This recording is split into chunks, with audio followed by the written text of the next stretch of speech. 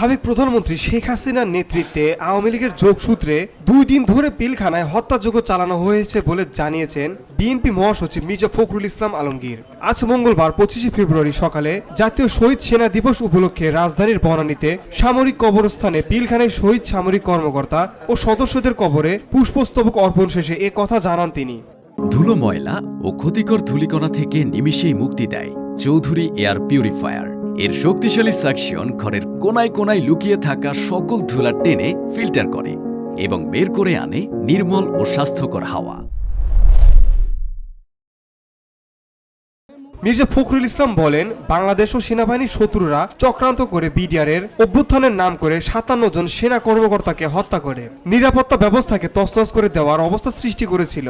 তিনি বলেন, বাংলাদেশের শত্রুদের উদ্দেশ্যই ছিল নিরাপত্তা ব্যবস্থায় আঘাত হানা এবং সেনাবাহিনীর মনোবল যাতে নষ্ট হয়, দুর্বল হয়ে যায়, সেজন্যই ঘটনাগুলো সাজানো হয়েছিল। এই দিন বাংলাদেশের শত্রুরা এবং বাংলাদেশের যে সেনাবাহিনী, সেই সেনাবাহিনীর শত্রুরা তারা চক্রান্ত করে বিডিআরে যে অভ্যুত্থান নাম করে সেনাবাহিনীর চৌকস 57 জন সেনা কর্মকর্তাকে নির্মমভাবে হত্যা করে এবং একটা তছনছ করে দেওয়ার একটা অবস্থা সৃষ্টি করে সমগ্র নিরাপত্তা ব্যবস্থাকে। এটা বাংলাদেশের শত্রুদের উদ্দেশ্য ছিল, প্রধান উদ্দেশ্য ছিল বাংলাদেশের নিরাপত্তা ব্যবস্থায় আঘাত হানা এবং বাংলাদেশের সেনাবাহিনীর যেন মনোবল নষ্ট হয়ে যায়, যেন তার দুর্বল হয়ে যায়, সেই কারণে এই ঘটনা হয়েছিল।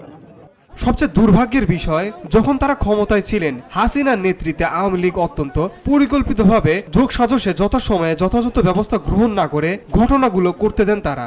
2 দিন ধরে পিলখানায় হত্যাযজ্ঞ চলতে থাকে।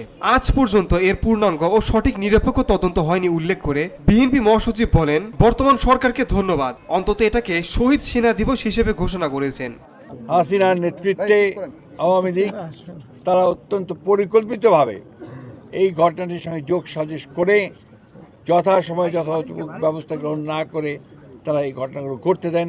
2 দিন ধরে বিডিআর পিলখানাতেই হত্যাযজ্ঞ চলে এবং এখন পর্যন্ত এটার যে পূর্ণাঙ্গ সঠিক নিরপেক্ষ তদন্ত, সেই তদন্ত হয়নি।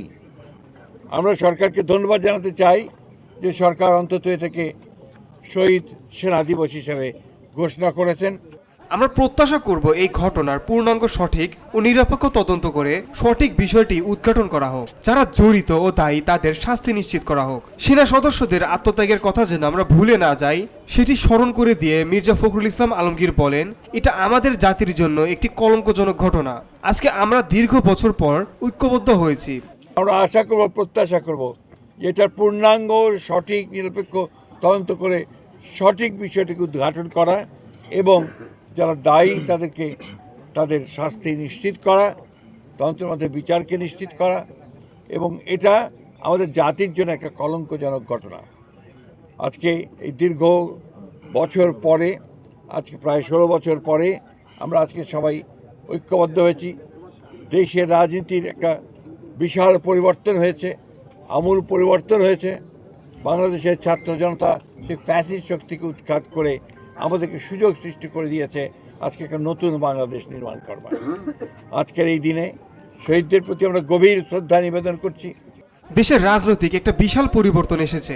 নতুন বাংলাদেশ বিনির্মাণে ছাত্র জনতা ফ্যাসিস্ট শক্তিকে উৎখাত করে আমাদেরকে একটি সুযোগ সৃষ্টি করে দিয়েছে। মির্জা ফখরুল ইসলাম বলেন, শহীদ সেনা সদস্যদের আত্মত্যাগ যেন বিফলে না যায়, স্বাধীনতা সার্বভৌমত্বের প্রশ্নে যেন আমরা আপোষ না করি, আমরা যেন বাংলাদেশকে একটি শক্তিশালী স্বাধীন সার্বভৌম রাষ্ট্র হিসেবে তুলে ধরতে পারি, এটাই হোক আমাদের প্রতিজ্ঞা। Beauty Bangla news desk.